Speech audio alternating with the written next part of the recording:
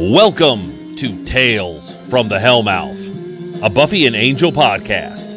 Join your hosts Adam and Chris as they review episodes of the beloved shows and discuss the comics that have continued and expanded the Buffyverse.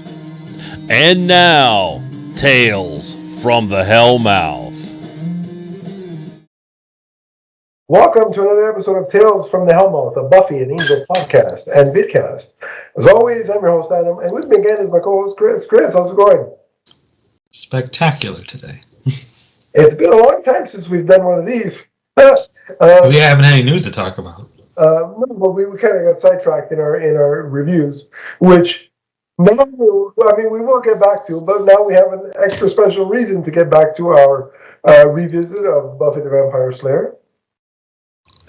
And that is because some special news broke recently that Buffy the Vampire Slayer is making a return to our television screens.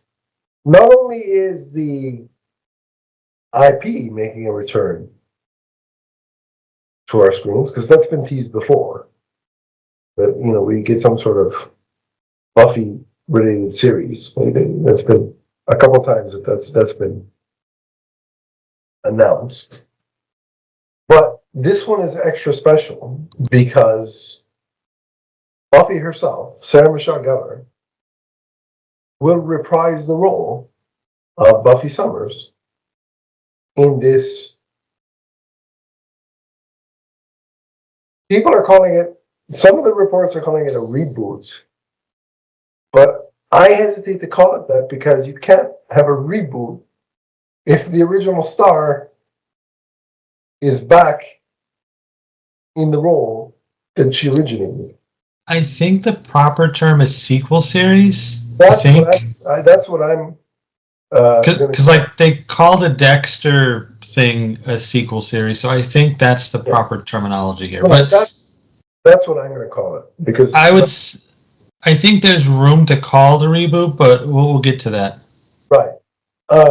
So we know that this sequel series or this revival, That's going to be a revival. Right, hails from writers, showrunners, and executive producers Nora Zuckerman and Lila Zuckerman, who are most recently known for a show called Poker Face, which I have not seen, but I heard good things about. Yeah. But they were also involved in Fringe back in the day, which is a show that I really, really enjoyed. We also know that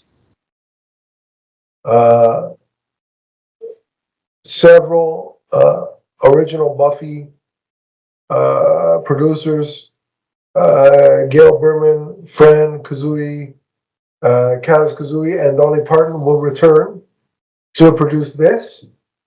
And the pilot will be directed by Chloe Zhao, who is most famously known for directing The Eternals.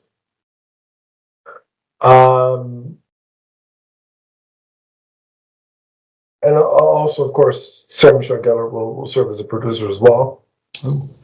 I didn't know that. There's speculation that several other cast members from the original Buffy series will return to reprise their roles, but there are no details on which ones that will, potentially be. When I think it was you that sent me this piece of news when it first broke, and when I read it, I was like, I went off the internet for like a couple hours, and the earth shatters in this house. Because honestly, I'll be honest with you, I never expected to hear the words Sarah Michelle Gellar is going to be back as Buffy. that possibility had left my mind, much to my chagrin. But I had made peace with. She's never gonna reprise that role. It's just never gonna happen. And here we are. So I forgot. I think someone sent me the news. I think it was my buddy Emmett, if I remember correctly. And as soon as I saw it, I don't think I was able to form a sentence because I was so excited for this. And I actually didn't believe it at first. Like, is this real? Right. Because it had Sarah Michelle Gellar. I was like, she said multiple times she's done. And from what you and I know, Joss Whedon was a big issue of why this thing wasn't going to happen before. Right. So, I couldn't form a sentence. I was so excited to see it. No, it is happening. It's real. And I agree with Joss will not be anywhere near this. Yes. Thankfully, Joss is not involved whatsoever, which is fantastic. But yeah, when this was announced that day, I was on another level. I'm still so excited. I didn't think we'd see her back either. And like you, I made peace with it. I was like, okay, well, who's going to be the new one? You and I have talked about this numerous times, who we'd like to see. We threw like Karen Shipka's name out there. Yeah. I forgot who else. McKenna Grace. Yeah, McKenna Grace was another one, yeah. We've talked about Alexa Bliss. Yeah, so this was like the ultimate surprise. And, of course, what we're being led to believe, but from the reports, is that Sarah Michelle Gellar will be back, but not as the titular Slayer. There will be a new Slayer involved. That leads me to believe that Buffy will be the mentor / watcher character to whoever this new Slayer is. To me, it sounds like that book, Buffy the Last Vampire Slayer. I think that's what it's going to be. Something very similar to that. A jaded Buffy in a world where everything has gone to hell. Right, and so that would necessitate, if we're going off of that would potentially see the return of, well, it would involve, spoilers, Willow's daughter. Yeah, well, I think Willow is probably a given that we'll see her again. It was, no, correct me if I'm wrong, it was Willow and who's the other? Oh, the father? No, the other parent of the, was Willow, wasn't it Anya? No. I thought it was Tara. Somehow. Tara, I don't know what I'm thinking about. Yeah, I think it was Tara. Because it wasn't the regular continuity, so Tara didn't die. Right. I believe that's how it went. So it was Willow and Tara's child. Right. So even if they rework that concept and just make it Willow's child, I think we're going to see Willow again in this thing. Yeah, I think Willow is a solid given. Yeah. Again, I think Buffy is going to be the mentor to the new Slayer, kind of like a Giles persona. And a lot of people are upset. I saw some people upset that, well, but you're going to bring Sarah back and not have her be the main star of the show. Listen, from my perspective, we're getting Sarah back as Buffy. If she wants to be the mentor character, then she'll be the mentor character. Yeah, we got her back. Well, it's not just that though. The finale of the show introduced the concept that there are many Slayers now. Yeah. So many of the comics have introduced the idea that there are many Slayers, so you don't need her as the center, I think her being a mentor and still stepping in when she feels like it is a cool idea. Especially because if we were to look at it in real time, Buffy would be mid-40s, I think. Yeah, late 40s, whatever it is. Yeah, at this point. So it's not out of the realm of possibility, guys, that she's not going to be the full-time Slayer, especially with all the others. Every once in a while, do I want to see her get that steak and kick ass? Yeah. I'm sure she will. Yeah, she definitely will, right? But My point is, with some of those people that are getting upset, it's like, we have Sarah back. Let's not look a gift horse in the mouth, and complain too much. But also, the show's own mythology sort of set the scene from, a new Slayer or multiple new Slayers, right? Starting in season 2, we saw this. Right. And that could be, there could be some fun there to be had with a new Slayer, new dynamics, a modern teenager in the 2025 era, as opposed to what Buffy was in 1997. I mean, can you imagine that kind of learning curve between the two of them?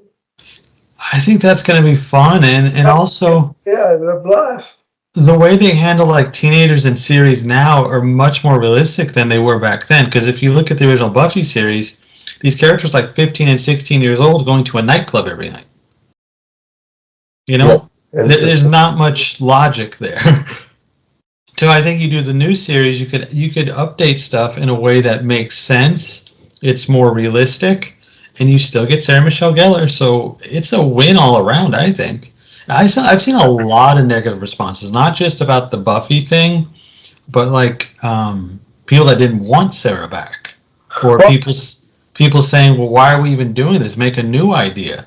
Leave Buffy alone. Like do something else." Like, well, I think a lot of it's just because, again, it's the same thing that we've been dealing with other Masters of the Universe studies. A lot of people are just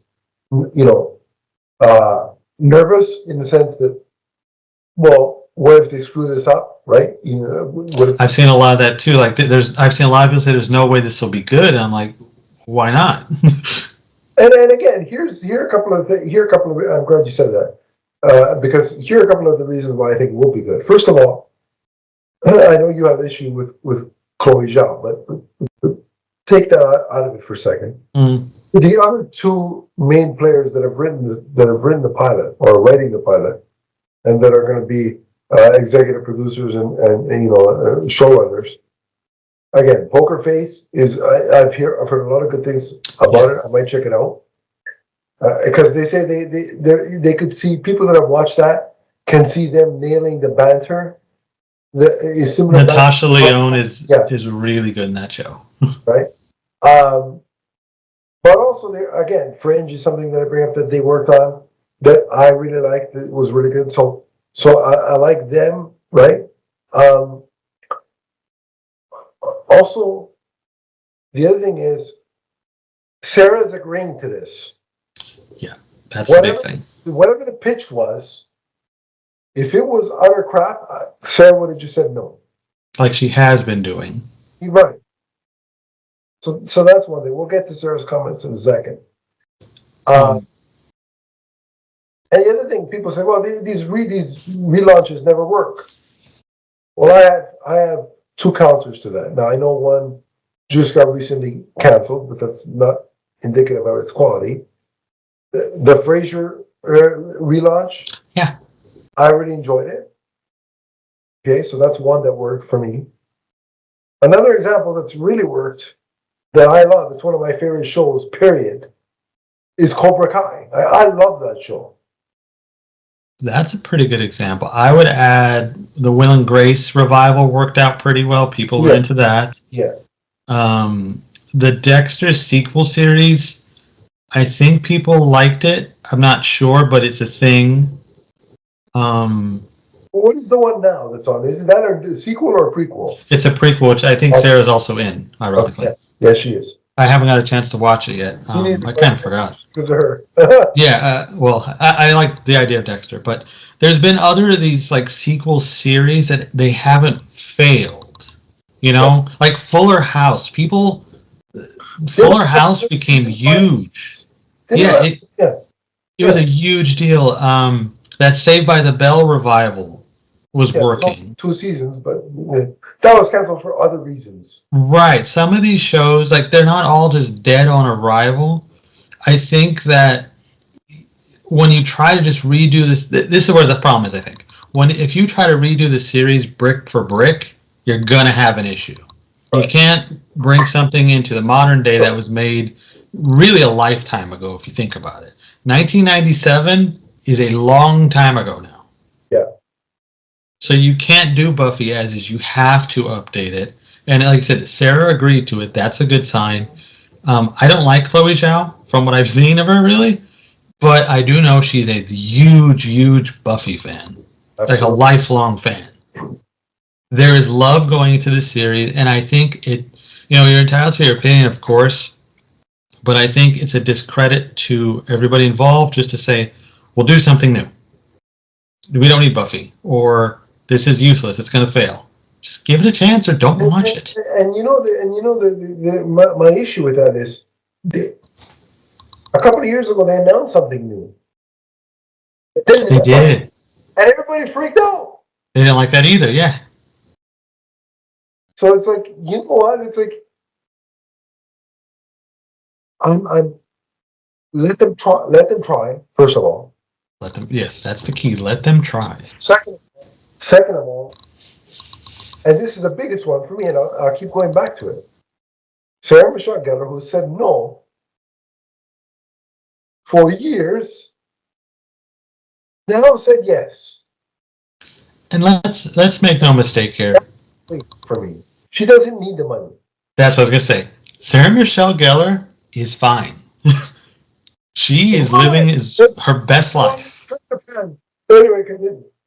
Yeah, she is living her best life. She does not need an extra paycheck from this. She wants to do it. So let's just see what happens.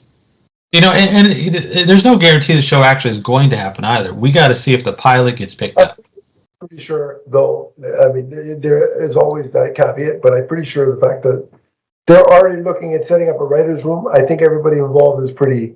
Oh, I think so too. But that just needs to be said, though. Yeah. But I'm with you. This is happening. They wouldn't have made so much fanfare if it wasn't. There's no way they would have announced this if they had no intention of at least giving. They would have done a little bit more quiet. Yeah. And then I think Buffy as a concept has survived for years after the series with the comics. Yes. There are enough fans of this IP that want to see Buffy.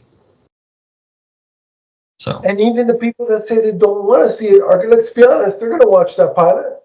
They will watch it, and they might like it, they might not, but they're going to watch it. Right, so it's like, and again, what gave me extra hope was Sarah's comments, where she, detailed that this has been in the works for 3 years, which tracks with what Dolly Parton said a little while back. 3 years ago, she was called for a meeting with Chloe Zhao, and then after that meeting, more meetings, and then they. The two writers that are going to produce the series, and it's just snowballed and snowballed and snowballed. So again, Sarah even says, "I wouldn't do this if I didn't think we could do it right." And this is for the fans that have been asking for it for years. And again, like you're saying, she doesn't need the money. She's getting paid by Dexter. She can pay by a lot. Even just if she goes off the royalties from Buffy itself, I think she's fine. She's getting Buffy royalties. She got paid for 2 seasons worth of that werewolf show. Yeah, not Teen Wolf. Is it Teen Wolf? What is it called? I can't remember what it was called, but something Wolf. But anyway, she got paid for it. So it's not like she hasn't been working since Buffy. Yeah, no, she's had steady work. She's done TV series. She's done some movies. I mean, we're not talking about Tom. We're not talking about Tom Welling here. We're talking about Sarah Michelle Gellar. Yes, Sarah Michelle Gellar's fine. So let's take to heart. I believe her when she says that they wouldn't do this if she didn't think they could do it right. I'm going to trust what she says. I think she's been really open and honest about a lot of stuff regarding. We're speaking like we know her. We don't know her, but I feel like just based on the social media posts and the interviews, it seems like she just never wanted to come back to Buffy unless there was a reason.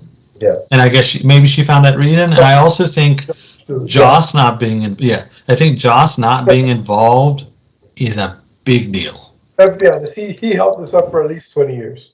Because nobody wanted to pay him. Yeah, his involvement, they held this up for a long time.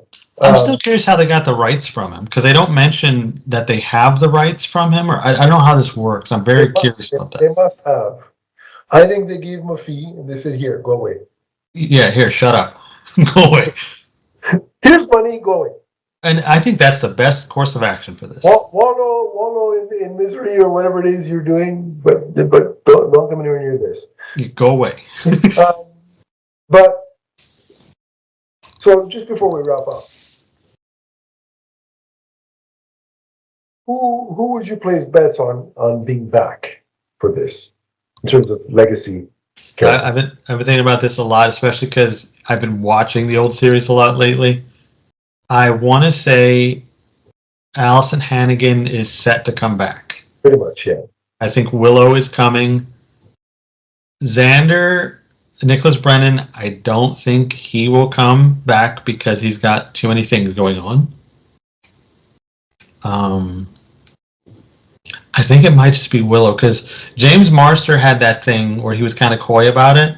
Yeah, I think that he'll do something. I don't know what. Yeah, he won't be full-time. Like, full-time, I think it's going to be Willow, but I think we'll see Anya in some capacity. We'll see Spike. Yeah. I don't think we're seeing Angel. I just don't see that happening. Dave Boreanaz has aged a lot, and I think he's past Angel. And look, he wished her well. He wished them well. He did. It's very, very. But James Marster's reaction and David Boreanaz's reaction were very different. Yeah. So one was trying to hide his involvement, while the other was like, "Oh, congratulations, enjoy." Well, if I'm not mistaken, isn't James Marsters part of the audio thing? Yes, he was part of the audio thing as well. Yeah. That's another thing. The audio thing was a big deal for people, but and the cool thing, the interesting thing is to point out how serious this thing is. They canceled the audio, like the studio canceled. They did? Forced the cancellation of the audio drama, basically because they're going to do this. Oh, I didn't know that. Yeah. I never listen. I don't really care for audio dramas, but that's interesting. Like, it stopped at 8 episodes because this thing is in the works. I wonder if we see Cordelia then, because she was on that. I see, like, and again, here's where you get it. Okay, that, like, what parts of continuity are they like? Is this a situation of we're going to pick and choose what we keep as canon and not? That's what I'm expecting, because they know the time gap between the shows. So I expect some things to be changed, altered, or even just go with a new take where it's mostly the same on the surface. And I'm okay with that.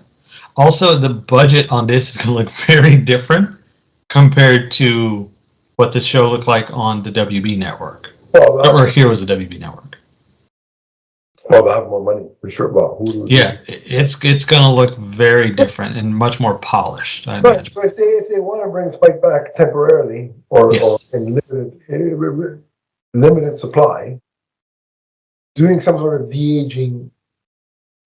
You could even just do makeup, because, like, if you there's a fun example. Yeah, like his face would have to be permanently in vamp mode or something. I mean, like, if you look at Tom Cruise in the trailer for the new Mission Impossible movie, and then look at him on a red carpet, it's like he's wearing a damn mask in the trailer. Yeah, he doesn't look like he's in his 60s, right? No, he's like he's wearing a mask or something. So I think you could, and James Marsters doesn't look that much different, I don't think. No, it's not. He doesn't look like. It looks like he looks younger than David Boreanaz, I think. He doesn't look like Skeletor. Let's put it that way. No, it still blows my mind he's not English. Like when you sent me that clip the other day. Yeah, it just blows. So yeah, because you think he's just English. It just works. But again, to me, him being that coy suggests to me that he knows. He knows something. He's in line for a part of some sort, in some fashion. I could even see, like, the show opening with a point where he dies and Buffy, like something to make Buffy jaded. Spike was in that comic, right? That last Buffy the Last Vampire Slayer comic. I don't remember. I didn't like it, so I didn't really pay much attention to it. Spike is in that, so. But again, the comic can make it. But I think that is what they're doing. I'm pretty sure that's the take that's working. Version of that, yeah. They'll take elements of that, whether it be. I think it's a smart idea, even though I didn't like the way it was presented in that. And maybe if I go back and read more of it, I might get it. I'm going to finish the whole thing from start to finish. That's good because I got busy and tailed off, so I will go do a reread. But yeah, I'm sure it's collected too, so it's probably easy to get it. But I think that is what they're going to do. And when you do it that way, I think you leave room for certain things to have changed and alter them. In the case of Spike, it gives them a reason to be around versus having Angel. See Giles one more time? I would love to see Giles, and Anthony Head is still doing a lot. Like, he's in Ted Lasso, and he looks great. Yeah. I don't remember what happened to Giles in the finale, though. It's been a while. I don't think he died. No, I don't think he died, but I don't think he was still, like, in a watcher position. I could see him coming to council, Buffy. I could see him, like, running the council. That would be really cool. Because can you imagine Buffy not knowing how to deal with this new teenage Slayer, having a hard time? And then Giles coming in to kind of give her some advice, or yeah, you know what? He's actually. I think him and Willow might be the guarantees. Yeah, I would say that's a safe bet. Just because of what he put out there. Well, more like a cameo with him. I think him and Anya more a cameo like. I don't think. I mean, in terms of series regulars, I would probably be Sarah, Willow, right, and then Giles. I would say. Buffy, yeah. Giles, and Willow, I think, is going to be the new dream team. Yeah, and then everybody else will just come in, and whoever would come in after that would be... just kind of weave in and out. Yeah, or whatever. I'd love to say see Eliza Dushku's face, but she's left Hollywood behind. But if they could somehow bring her out, and maybe Joss not being there is one of the keys. Oh, Michelle Trachtenberg, Dawn. Oh, yeah. You see Dawn back? Yeah, you probably see Dawn. That would make sense. Yeah. I actually completely forgot she existed. I mean, we didn't even know she existed until she popped up and look at your sister. And as I've been watching it, she's not in the episodes yet, so. But kind of tracks. But yeah, Michelle Trachtenberg, I could definitely see as well popping up. So, but I think they're gonna anybody that was done wrong by Joss. Mm-hmm. Is going to have a chance to come back and play and kind of get a sort of full circle moment. I hope so. Which would maybe Cordelia would be a thing. Like I said, if they could coax Elijah Dushku out of retirement, that'd be cool. And again, Michelle Trachtenberg, I think, is a definitely.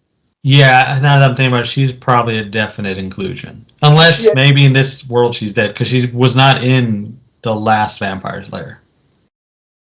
Right, but the comic, I mean, that was out of continuity regardless, right? Yeah. So, yeah, I don't think she ever exists in that continuity. So we'll see. But again, this is so exciting. Like, it's been over a week since we heard this news, and I'm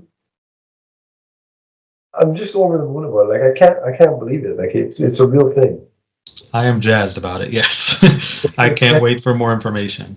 I'm gonna have Sarah back, and she's been on. Look at me as if I lost her or something, but yeah, I did. The first junior diamond. No, I'm kidding. Or am I? But like just seeing her do interviews on red carpets and her excitement. Mm-hmm. It's so much fun. And we look forward to covering more news of this revival as we get it. So stay tuned, and we will again continue. This has been sort of the motivator I needed for us to continue our Buffy review rewatch. So we'll do that as well in the coming months and weeks and months, and as we get more info. So stay tuned. We will be back on this show to cover more of the revival and the original show. But if you want to talk Buffy with either Chris or I, you always can do that on social media in the meantime. So, Chris, where do they track you down? You guys can follow me on Twitter and Blue Sky at that Chris70. I do a lot of different bullshit. Just follow me there. You can find me on Twitter at Adam_leafsfan. I'm also on Blue Sky. I'll leave the link in the description for that. And we also have the Facebook group. We can continue the conversation there. But until next time, remember that Buffy the Vampire Slayer is forever. From the first time she stakes a member of the undead to the last. So on